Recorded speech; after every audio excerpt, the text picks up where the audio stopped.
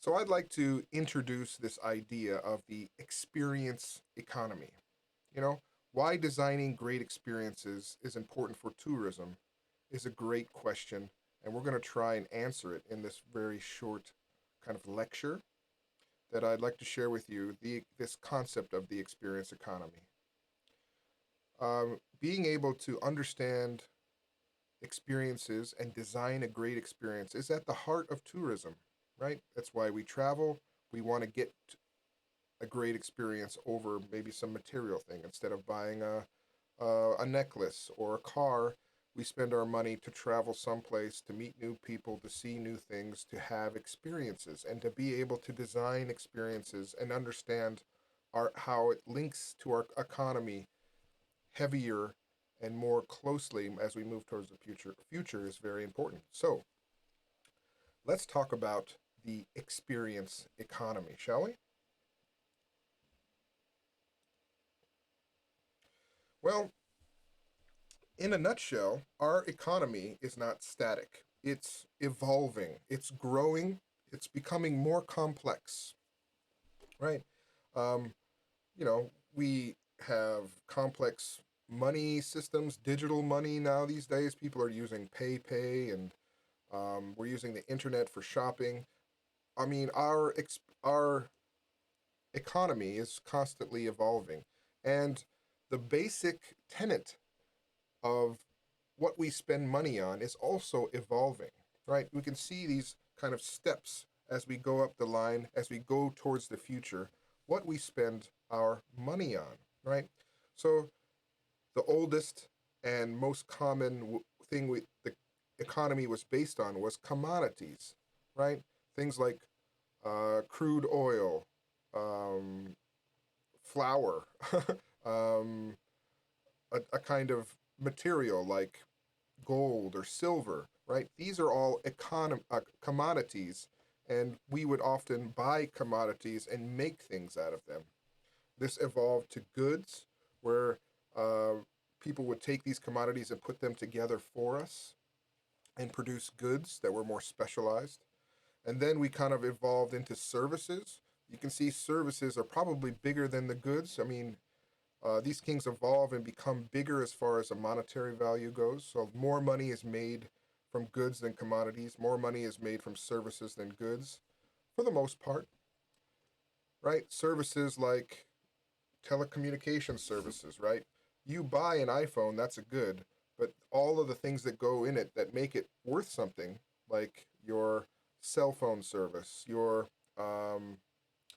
communication services, your email, right? Being able to call somebody. All of those things are services which we pay monthly for. And of course, this is kind of bundled in, right? We also have services now. We used to buy CDs or DVDs. Now we have Netflix, which is a service, right?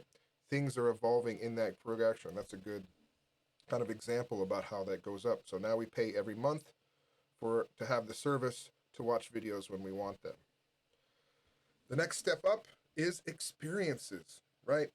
So instead of getting a service, we're going to pay money to gain experiences. And for those of us that are studying the tourism industry or are close to the tourism industry know this already, because the tourism industry is nothing but the economy of experience.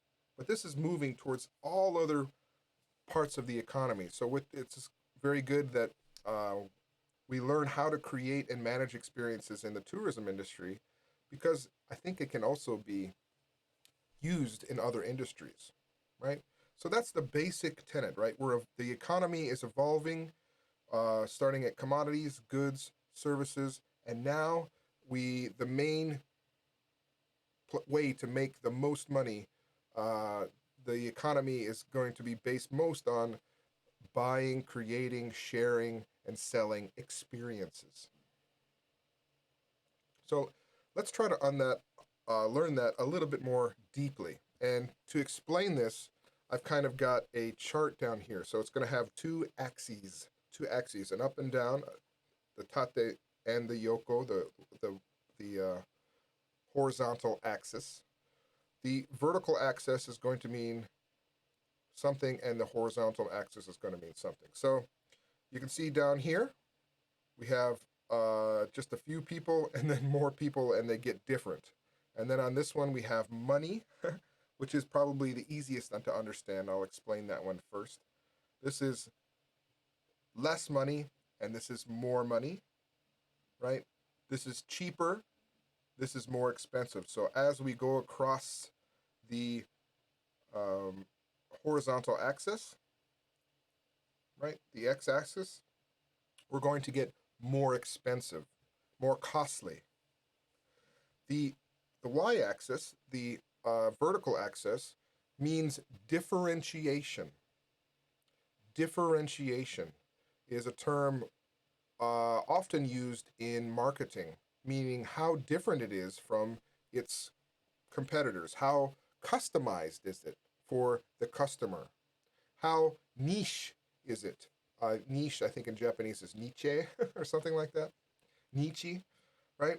So this means everything, all the products are the same, and this means all the products are very different. So same, different, simple, complex, um, all the same, very customized for each customer. And this is cheap, expensive, not so much money, not very costly, takes a lot of money, is very costly. Okay, we got that so far? So let's travel along from the one example, and we're going to use by step from the other example I just gave earlier. So now we're going to go through for each step commodities, goods, services, and experiences using this kind of representation of differentiation and cost, right? So let's start off with commodities, and then we'll go to goods, and then services, and then experiences, right? So as we go forward in time, things are getting a little bit more customized, a little bit more complex, a little bit more niche for different kinds of customers. They're marketed for different people. Like now we make different products for men and women and for older people and younger people and people that are into certain types of hobbies and interests, etc., etc. The internet is helping accelerate that concept as well. And because they're more customized, they're for a special audience, a special market, they become more expensive, right? So let's explain that step by step as we go through commodities, goods, services to experiences using this. All right, I like, this is going to be the example of a birthday. Let's say you have a birthday, or you're like me, I'm a parent and I have a young daughter, and it's her birthday, right? If it's my daughter's birthday, maybe what my grandma would have done would go to the store and buy eggs, buy milk, buy flour, buy maybe some vanilla. She would be buying commodities, and she would make a birthday cake for me. Of course, I really don't know how to make a birthday cake. I couldn't even do it because I don't live in this kind of economy anymore, right? I don't really buy a lot of commodities, and neither do the common person today. Commodities are bought less and less as we move towards the future, but these are cheap. How many different types of milk are there in the store? Maybe 10? How many different types of eggs can you find at the grocery store? Two or three, maybe? Different types of flour, also just two or three? There's not a lot of difference between there. That's why this is low on the axis here, right? There's not many different kinds of eggs, not many too many different kinds of milk, not many two different kinds of flour. These are commodities. They're cheap. It's hard to differentiate them from each other, so they compete very fiercely on price alone, which draws down the value or the price on them, right? So you have to, probably a company is making lots of eggs and putting them out in large volumes to make money with low margins, right?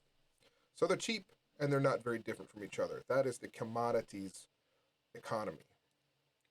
Let's go up one more step, and we're still thinking about birthday parties and birthdays, right? So instead of buying the commodities, the milk, the eggs, the flour, the chocolate, uh, we started to come out with these mixes. And you can see a lot of different kinds of these mixes in the store, right? So again, we're going up as far as differentiation goes. If you went to the grocery store, especially if you went to the grocery store in America, there would be, oh geez, I don't know, 30, 20, 30, even more different kinds of cake mixes. Chocolate cake, low sugar chocolate cake, um, carrot cake. I mean, there's all different types of mixes you could buy. And then maybe you had to buy a couple of eggs and a couple of milk, and then it would just be ready, right? In some cases, especially in my case, buying this mix would be more delicious than if I tried to make it with just commodities. But some people out there are great chefs. They would go out and buy commodities, and their cake would actually taste better than this mix. So, in one sense, it's good, tastier. In another sense, maybe not. It depends on the person making the cake.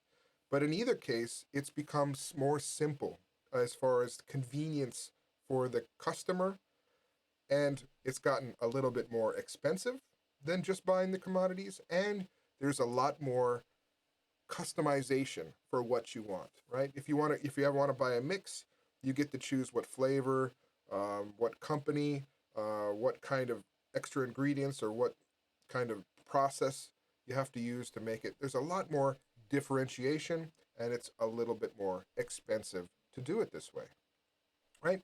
So this is your example of a good for the birthday party.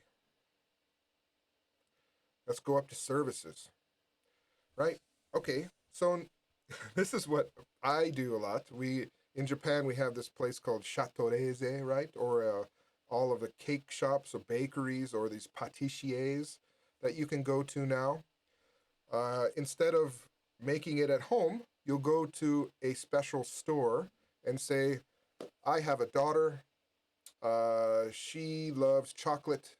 She loves uh, Ana no Yuki Princess or something like that.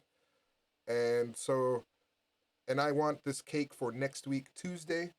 And they'll take my order, they'll take what I like, and then they'll make me a cake specially for me or for my daughter. So again, we're getting more differentiated. Differentiated. We're getting more different. We can have any ingredients, we can tell the bakery or the patissier or any company to make this cake exactly how we want it. So it could be so much different than other cakes that they sell.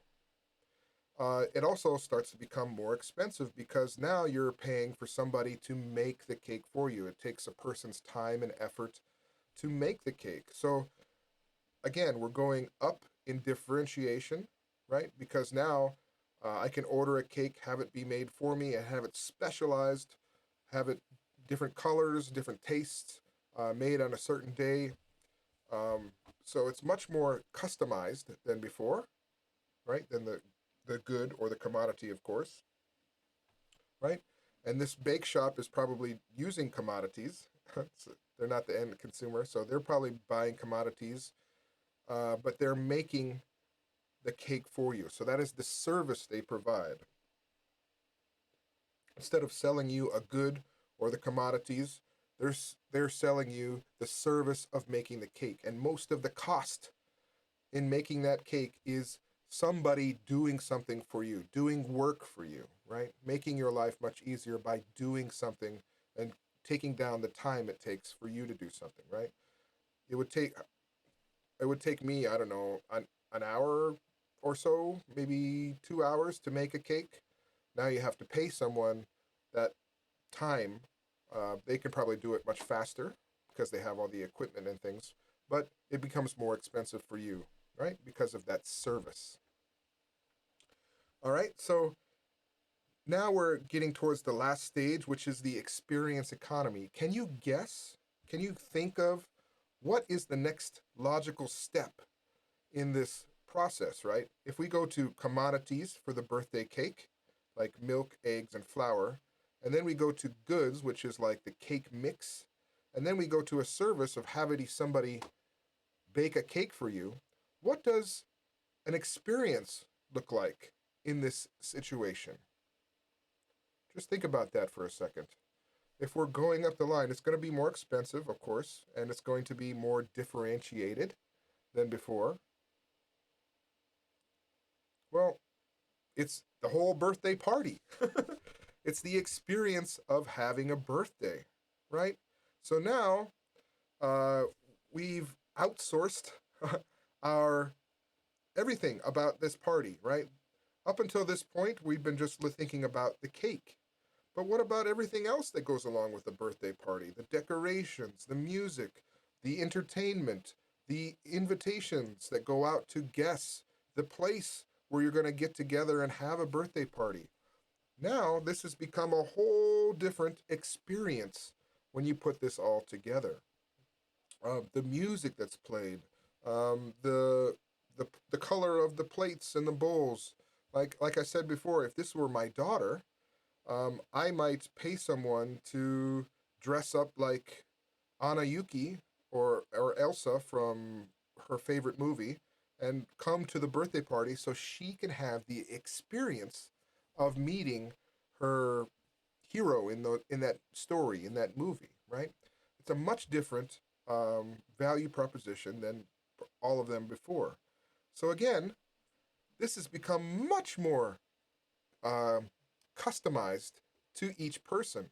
Their interests, they can customize not only the cake, but where you have your experience, who gets invited, how they get invited, how you guys get together, what are the activities you do for your birthday party. And this takes a lot more time and planning and management and effort as far as making that design and managing all the people's expectations and experiences. So of course, you're going to be making more money, right?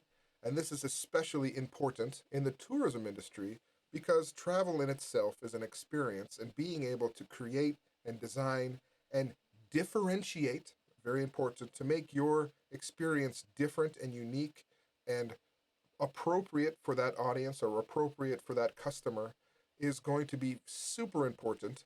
And as we move towards the future, having the ability to make experiences than to design experiences is going to directly relate to how much money you can make as a tourism and hospitality provider.